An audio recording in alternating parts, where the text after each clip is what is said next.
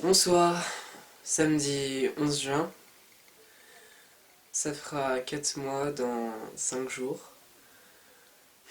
Il y a eu un gros changement au niveau de la voix. Je peux plus chanter en soprane. Euh, si j'essaie de le faire, je fais des ultrasons. J'ai vu l'endocrinologue le 10 mai pour savoir si j'allais passer en dose entière ou non. Et quand il a vu les changements, quoi, il a dit non, non, du calme, on reste en demi-dose pour 3 mois encore. Donc voilà. Hum, je n'ai plus du tout de brûlure lors des injections intramusculaires, ce qui était le cas avant, donc ça passait entre les tissus, ça causait des brûlures pendant un quart d'heure, 20 minutes. Là, plus du tout.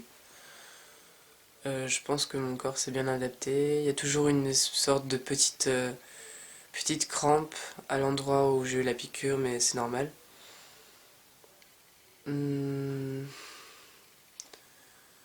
il s'est passé beaucoup de choses euh, au niveau social, au niveau familial.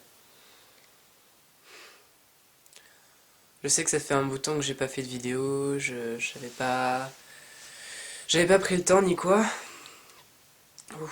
Euh, j'avais pas pris le temps, donc ça fait depuis un mois, un mois que je me suis pas filmé. Mais disons que pour resituer les choses dans leur contexte, ce que j'ai pas dit, c'est que début mars, sous le coup de la pression ou de la colère, je l'ai dit à mon père en fait. Euh,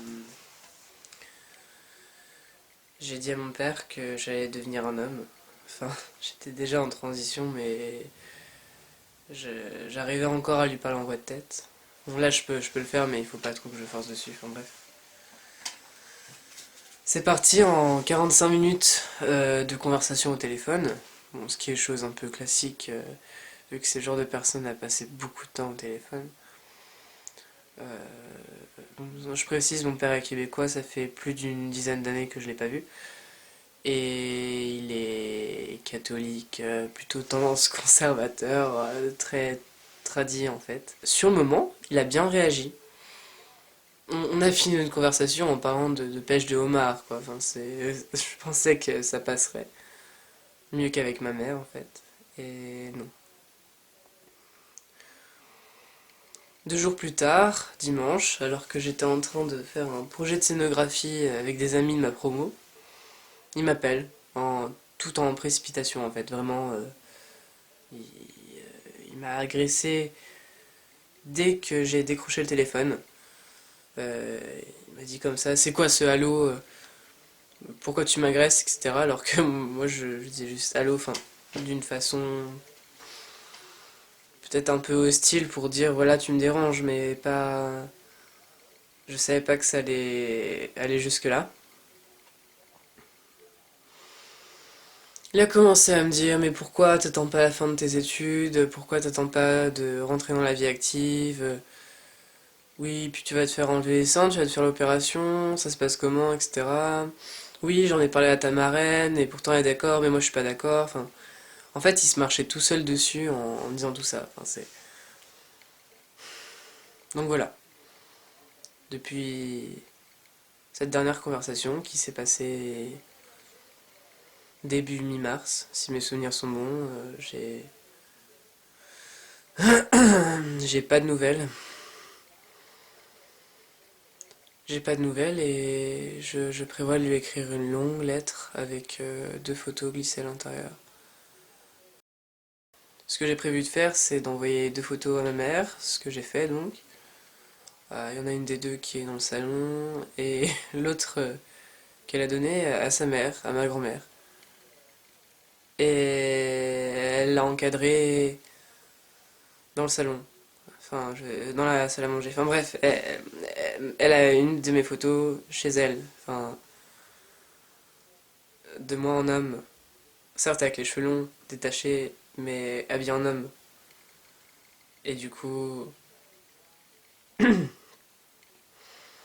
je stresse un peu parce que ma mère insiste pour que je voie ma grand-mère. Et ça va se faire demain, dimanche. On y va à 16 h. Voilà. Et bon, même si j'ai gardé un peu la même tête, cette même bouille, au niveau de la voix, non, je pourrais pas... Je pourrais pas parler en voix de tête pendant 1 heure, puisque de toute façon, c'est pas la même voix, enfin... Je peux pas prendre ma voix d'avant, c'est fini, c'est irréversible. Enfin, dans mon cas, je le souhaite que ça soit irréversible. Je me sens plus déphasé à ce niveau-là. Enfin, ça se rapproche vraiment de la voix que j'entends dans ma conscience depuis tout petit. Et donc, j'ai pas envie de jouer un rôle. J'ai pas envie de cacher qui je suis.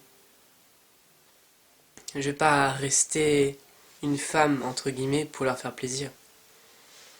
Oui, c'est des photos plutôt lumineuses pour montrer que, voilà, pour montrer à mon père que je peux très bien être heureux en modifiant chimiquement, artificiellement, entre grosses guillemets, mon corps. Je suis pas obligé d'être puriste à ce niveau-là. J'ai tout à fait le droit de changer mon corps.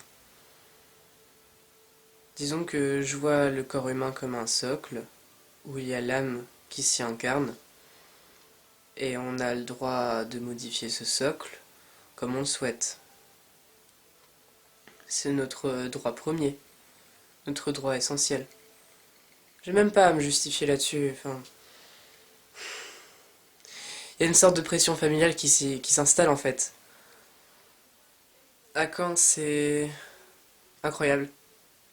Enfin, il y a même certaines personnes qui me reconnaissent pas dans la rue. J'ai un passing quasiment parfait. Il y a juste des gens qui croient que je suis un homme trop, peut-être trop féminin, ou très, enfin voilà, ou même un gay. Un gay. Bon, j'espère que la personne en question ne regarde plus mes vidéos, ne regarde plus ma chaîne, mais j'ai reçu des menaces de viol d'une personne mâle homosexuelle. C'était très violent. Bon, il était un peu éméché au moment où il me l'a dit, moi aussi, donc ce qui a fait que je n'ai pas pris en compte ces avances malsaines, même plus que malsaines.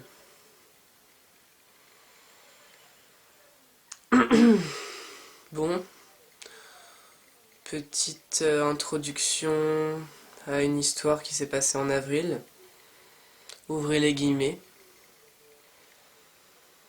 Que t'aies une bite ou une chatte, dans 2 ans, je te pète le cul. C'est sympathique hein, d'entendre ça, un jeudi soir. Quand on sort, simplement prendre un verre à Caen. Ouais. Ouais. Assez simple, la prochaine fois que je le vois, il n'y a plus de visage.